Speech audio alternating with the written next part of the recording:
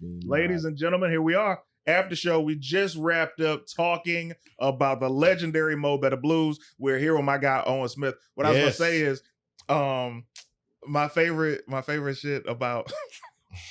Not the pre-laugh. It's the pre-laugh, bro. The pre-laugh. My favorite shit is the fact that you went on this date.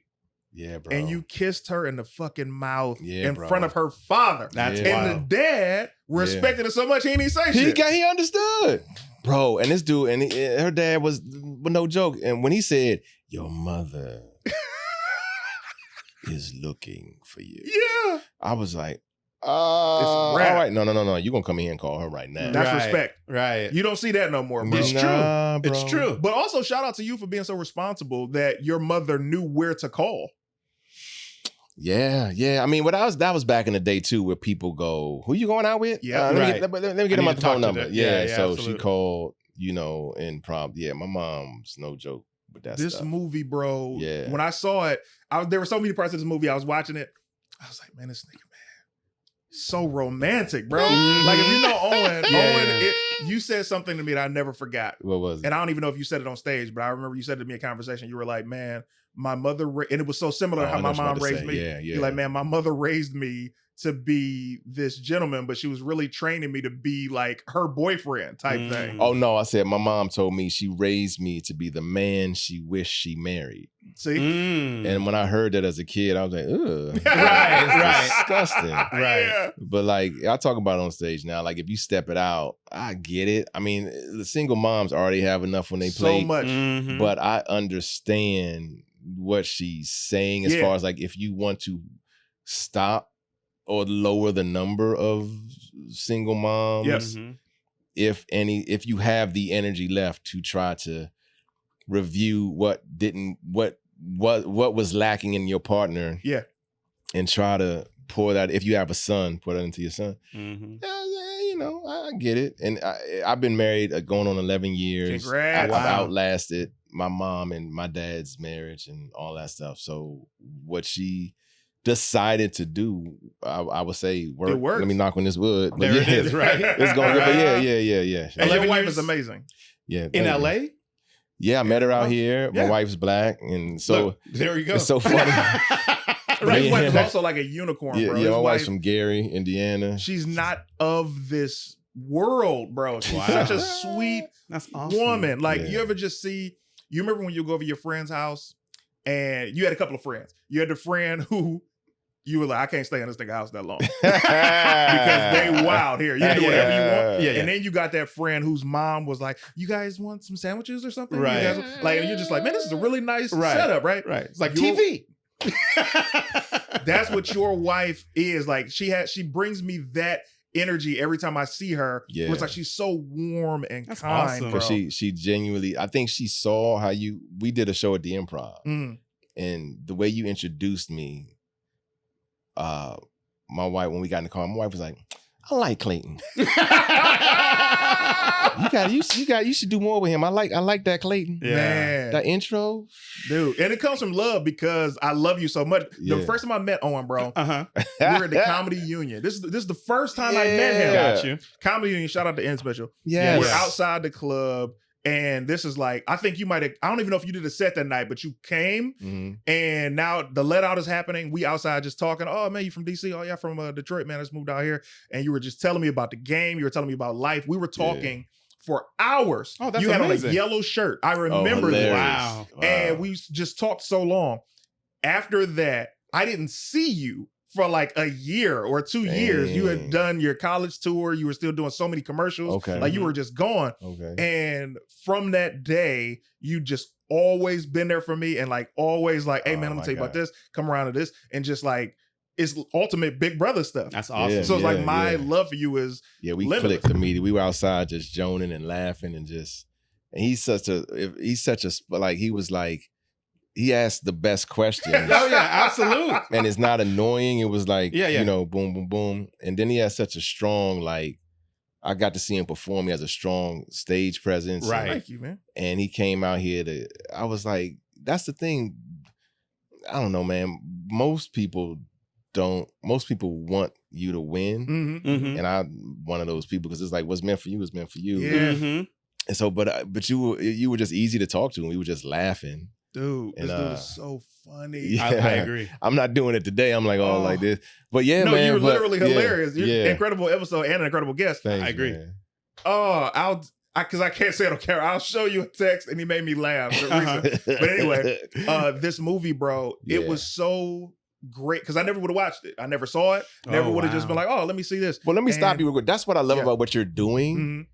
Like it's so, I don't know, man, but it's so fun to revisit like early stuff. Yeah. And to see people when they were young and hungry, like, oh man, I didn't know dude was in that. Yeah. I didn't know Bud was the kid. I didn't know this was, you know what I mean? You Bud start seeing, and you go, man, you get to like appreciate people's journeys and kind of realize that, like Tracy Morgan says this, is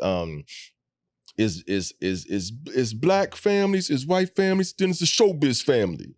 And you kind of realize, oh man, we all a part of this, like this family in a way. And it's kind of cool to see, you know, how, I don't know, it's just great to go down memory lane. And also to see like what was working back then, or to see why it didn't work or whatever, but just to kind of like inform like what we create like moving forward. I think it's a great thing that you're doing to force people to go, what did I like? Yeah. Then you go back and you watch it and you go, man. The joy I get from it is, one, Lawrence has seen everything, but he'll go rewatch the movie we're gonna watch. Yeah, it's incredible. And it's a joy for me for the guests to be able to talk about something that they're passionate about. Exactly. And then I get to be happy because of the passion. And I'm like, all right, well, I'm gonna tell you what movie, since we're being honest, I didn't fuck with Fifth Element. I did not like that movie. Really? You didn't like it? But Cleo was such a great guy. I was like, all right, well, this was kind of cool. And that was all right. But when I was watching it, I was like, please let this shit hurry up. It'd be over. And it's so funny because I love that movie too. Crazy. Like, it's just, I don't know, man. There's something weird about it, but it's awesome. It's not the best. No. But it is what it is, and it's awesome. Talk to me about the show. This is dropping. This is you, Tracy Morgan. Oh, this, yeah. So this is a neighborhood spinoff. Okay. I was showrunning The Last OG, and we got wind early that TBS was going to discontinue what they call live action half hours, which is a corporate way of saying sitcoms. They were going to stop doing those, and so Cedric, the entertainer, had reached out to me and said he has a deal with CBS Studios and had wanted to do a spinoff of The Neighborhood. And he and his producing partners had an idea. And I was like, I liked the idea a lot, but I just didn't know who the audience was for that. So I pitched them a different thing that I thought might be counter proposal.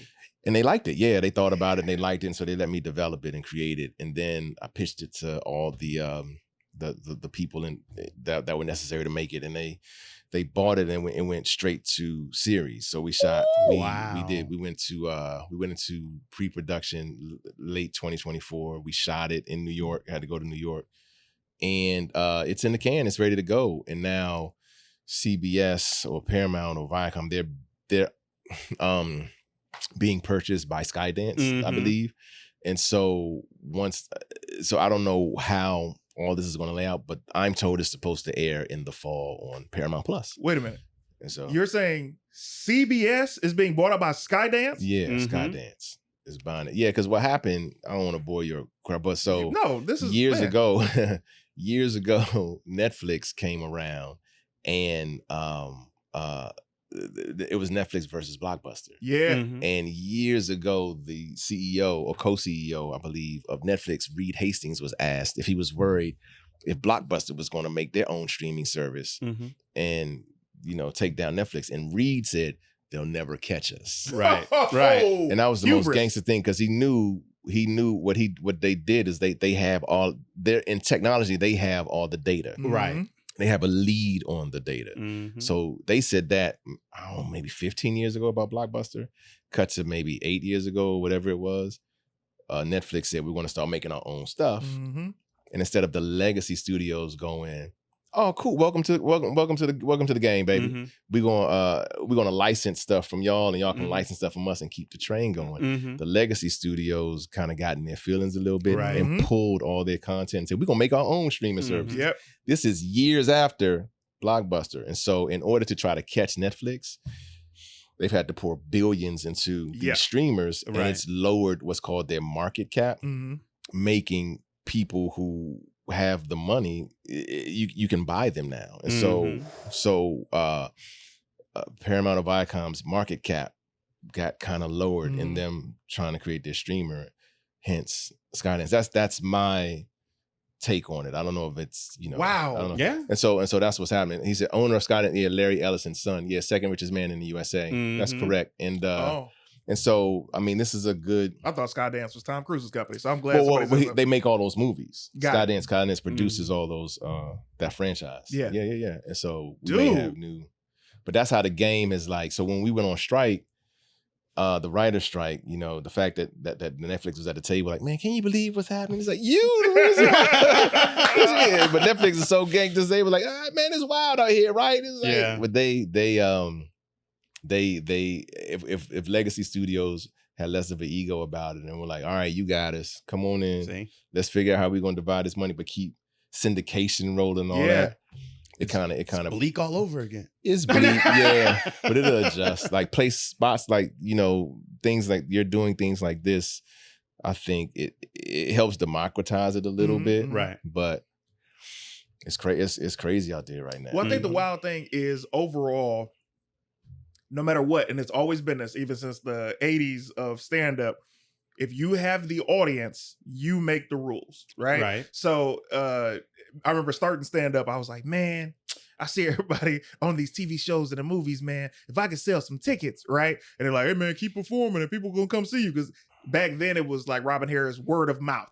Oh, they come to see this dude because he's so funny. That model was 10 years late, even though I came in at a time where the internet was beginning. Right. Nobody knew what to do yet. And now I know so many people in the digital world that never have to go to mainstream media, so they can do whatever they want. They got the sponsorships or whatever for their audience. And then you got people like me who's like, all right, I'm still acting, but I also am cultivating my audience, but I want the best of both worlds because I grew up watching this thing and I want to be on this thing. But I know that this is the new world. So I'm going to create, but it's just so interesting. But so on the show. So the last part I will say, what are some of your favorite Netflix only produced shows? Of all time? Oh yeah, can you think of like the first couple of seasons of Orange is the New Black? Yeah. Like the first couple. Yeah. Right. That showrunner, they always get to season 4 and 5 and start, but what's another Netflix show? Oh, Squid Game. I used to love House of Cards until my man, It was really good though. It was really good. And then for a third, and I know I'm gonna go back to my list and be like, oh, what did I say this? But for purposes, I'll say Love is Blind. All right, so I would say the point I'm making here is that since they've been producing their own content, they have probably maybe 8 bangers. Okay, that's not far off. Yeah, I give you 8 bangers, right? But when Reed Hastings says they will never catch us, for the legacy studios, they could also say back to Netflix, you will never catch us, because some of the biggest hits on Netflix was Suits. It's like, that's true. That's the legacy studios like C-Team show. Right, bro. right. So it's kind of like they all need each other. True. So hopefully everyone will figure out a way to. But like you said, they started this kind of, Netflix would have never had to know how many bangers they had the studios not pulled their shows and been like, all right. But they got mad that Netflix was going to compete with them. That's what I'm saying. When they go, thanks, man. We have all we need. Now we're gonna start making our own. They were like, oh, well, you're not going. You're not just going to kick me out. Yeah. Walk into my car. Yeah. Which is hilarious. So that's kind of like where our industry is right now. This show, I'm very happy for you. Thank you. Give me all the names that are involved in the show. Tracy Morgan is the star. Jermaine Fowler plays his son. Lunel is a funny neighbor. Then we got some Broadway actors. Oh, perfect. Yeah. And I love when Broadway actors are the greatest actors on the planet. Yeah. When you're able to give them TV exposure. Yeah. That's how we got Aunt Viv. That's how we got James Avery. That's how we got the butler, Jeff, you know what I mean? Yeah. Yep. So we got, for playing his other daughter, we have a Broadway actor, and then playing his nemesis sister, we have a Broadway star who won the Tony. And then we have, two kids. How many episodes? 8. We did 8 episodes. Okay. And when do y'all get greenlit for season 2? Bro, I hope soon. I hope. Man. Are they dropping all at once or week by week? I don't know. I don't know what the strategy I like is. binging. I feel like they're going to definitely drop 2 at once to kind of get you to understand the world and get you like into it. It's multicam, which was that's perfect. Yeah, that's cool. Yeah. Also, I love Jermaine. Jermaine is a great friend. In this, yeah, bro. absolutely. He's good people. Fantastic in this. He gave me when I did Superior Donuts, that was my first studio audience sitcom. Yeah. And because of him, I was able to get my first screen test.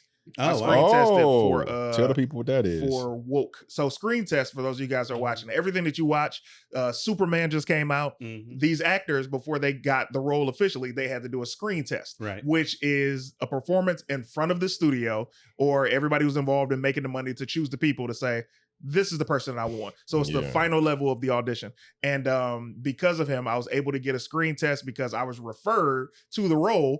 And it was one of those, like, and this is why you always check your DMs. This is why you check. I was on Instagram one day and his brother reached out. He's like, hey, so Jermaine Fowler said that there's this character in my script that is you, and I should reach out to you. And I was like, wow. And I never opened DMs from dudes. You know what I mean? So I was like, that's hilarious. And I read it and I was like, wow. And I said to Jermaine, I said, thank you, man. And he was like, oh yeah, for sure. Like when I had done his show, it wasn't like we went to go hang out. Right. He just believed and showed love. And that was my first screen test. I had a couple more since then, but it was like, and I ultimately didn't get the role, but it opened my eyes to be prepared for when it happened again. Because it was like, oh, this is crazy. It broke my heart when I didn't get that role because they show you the money you're gonna be making. Oh, yeah, bro. It's a twist. You start counting it. Yeah, they show you the money you're gonna be making. Because, and I wasn't like, oh yeah, I'm gonna buy some sneakers. I'm gonna buy this. Yeah. My goal every time I see a big check is how can I help my mama, my wife, my sister. Nice. Like that's my first thing. I love that. So yeah, man. But I'm very happy for you for the show. I'm excited. Fall release this fall then. Yeah, and also I'm Adriana Mitchell and Keisha Lewis. Adriana Mitchell and Keisha Lewis. Keisha has won the Tony. She's incredible, bro. She's in the Alicia Keys joint on Broadway. Are you directing as well? Or are you I did not direct running? this one. Okay. This one I just focused on show running. Dude, show running. If we get a season 2, I will. Yeah. Show running. Man, it's fun, man. It's an amazing thing to be a showrunner, man. Like it's such a crazy job, but it's great. I just tip my hat to anyone that can actually do it. That's big. Thanks, man. It's huge. And it's literally the pinnacle because y'all don't know, as comedians, the jobs used to be you do comedy, hopefully you can get on a radio somewhere. Right. Yeah. Or you traveling continuously, but then you book maybe some movies or TV if you're lucky.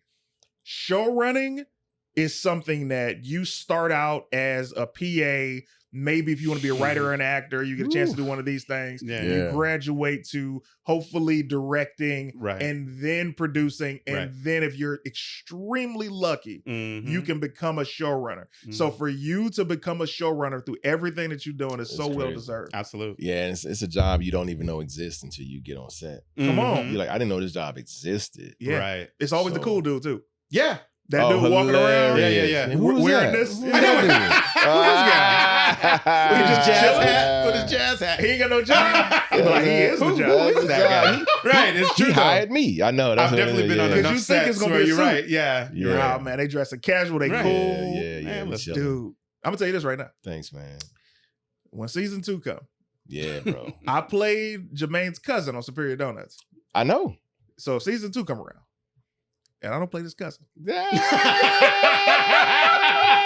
I'm only shooting for that. Like, no, we got another role for you. I said, bro. So here's the thing. What did the first day? And this goes back to the last OG, not seasoned showrunner Owen Smith that I look at now. This is you coming in, final season of last OG. What was that first day like as showrunner? Oh, it was great. Hey, what up, Tone? Yo, fellow Cancer. Tony Rock just walked in. Happy belated birthday, champ. Yo, what Jordan up, man? Rock What up, in Jordan? the building. Saying them off camera and they're not on camera. I'm sorry. Sorry. I know. Sorry, man. Man. Keep going. I thought of a joke. I didn't want to say it. I was going, this is a bad joke. You can say it. I was going to say, if Will Smith saw them two together, he never would have stepped on that stage. Hey, that's a fact. He'd have sat his ass down. Let me tell you something about Tony Rock. Tony Rock he's a staturally small guy, but he's not one of those dudes that you'd be like, man, I could whoop his ass. Like, not for 1 second. Yeah. Do you just assume you can whoop his ass? Right. Dude, I also thought about, I was like, Tony said when he see Will Smith, he gonna, talk to him. Yeah. I'm like, man, I kind of want to see it. You know what I'm saying? You stupid. That's gonna be crazy, bro. Let me call him now. Well, you asking me what was my first day? First day. How did you feel? Oh, it was great, man, because I asked for help. Like, I was like, what do I say on my first day? I reached out to some other showrunners, and this brother named Glenn was very helpful. He helped me kind of like line out, because when the first day I'm talking to the writers that I just hired, and so you just kind of line out like what your intention is for the show, kind of how you like to work, kind of how you know want to operate, and let everybody know if they will be getting the script or not. You know, just kind of answer everyone's questions like up ahead, and then let's do work. And we were doing it during COVID, so we had to do a Zoom run. So it was different, but like I like Zoom rooms because you kind of like you respect people's time, because people can't be on that Zoom all day. And facts. I think as a writer, you feel like you are like I'm leaning into you to like do what, you know, to do what you are great at doing, as opposed to like, I mean, there's greatness in like being together, but Zoom, once we sign off, you know, because the writers' room days are shorter. Cats were like really delivering and over delivering, and we turned in a fantastic season, on time, on budget, all that. Yeah, and it was an incredible season. Go ahead. No, I was just saying that's amazing that it was on time and on budget. No, that for me, man, you're an incredible writer as well, on top of being an executive producer and a director and just a talent. And acting has always been just so fire, because the way you anyway, for me, bro, you're such a great writer that you helped me identify what my strength was as a writer. Oh, yeah? So, you know, when you're in a room, you got different writers, a lot of different people. If you're ever in a writer's room, you got the guy who's the structure guy. Yeah. You got the person that is the idea person. You got the joke guy. And then, you know, a couple of people are mimics of these, but then you got a good story guy. I am a story guy. If I'm sitting still, I could be on the couch. If I'm like, oh, you got your keyboard? All right. So this is how we start. Like, I can get you from beginning to end with a story. Now, if you be like, all right, let's do the structure. I gotta go. So, I just told you what happens. Yeah. Not that guy. Let's get this writer's assistant in here to get the structure straight. But like, I'm a story guy. And because of you being so great at everything, I was able to pick out, I know without being cocky what my strength is and being honest about what mine are not. That's good. Dude. That's great. Whew. That's invaluable. What would you like to say to people as we get out of here, man? Love one another. Follow me on Owen Smith for real. Go to my YouTube. I'm trying to get my numbers up. Owen Smith TV. That's what I'm gonna put. Good luck, everybody, and it's gonna be where you can listen to it as well. I'm terrible at promoting myself. I also have 2 kids. My son won the game recently. Yeah, that's you. I want to show everybody the clip. What kind Can of we game? zoom? Basketball. Oh, okay, cool. And he's 8 years old and is a giant. Real, as his father is. Oh man, good for him. He's adorable, man. Man. Thank God he got his mother's legs. He's got some great legs. Like got muscular legs. He's out there killing it. Yeah, man. I don't know what else to tell people. You know why that's dope, bro. Thank you, first of all, for doing the show. Yeah, please. You're amazing. You're welcome back again, because we got to get to another movie that was on your list. Okay. Man. Yeah. I just want to laugh. Certain things I'd be like, I'm going to save, because I know this is a popular movie. Yeah. I'm going to save this for you when you come back. Oh, that'd be dope. And not give it to nobody else. Okay. So, we got that movie. All right. I'm glad I got a chance to see this movie. It was an incredible time. Always good talking to you, Same, man. Brand. Same. Would you like to say anything before we get out of here, kid? Look, Mary Young on all the socials, done. I love it. Man, look at that. Just simple and easy, man. That's why you keep coming back. Simple and easy. I do my best. The minute you get Hollywood, Yeah, no, man, you know it's not. Look, Oh. you picked me because you know it's not me. That's hilarious. Bro, I had done a podcast one time, and the person was so difficult. I was like, hey, we got to get rid of. Oh, man. Anyway, all right, we out. Thank you so much. All See right. y'all next week. Cool. Thank you for keeping your subscription. Thank you, folks. Yeah. This is dope.